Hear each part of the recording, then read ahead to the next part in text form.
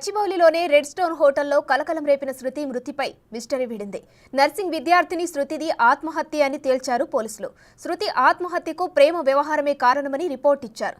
ప్రియుడి జీవంతో కొన్నాళ్లుగా శృతి ప్రేమాయణం కొనసాగిస్తుంది. ఈ నేపథ్యంలో వాళ్ళిద్దరి మధ్య పెళ్లి విషయంలో గొడవ జరిగిందని, జీవన్ పెళ్లికి నిరాకరించడంతో శృతి మనస్తాపం చెంది ఆత్మహత్య చేసుకున్నట్లు పోలీసులు తెలిపారు.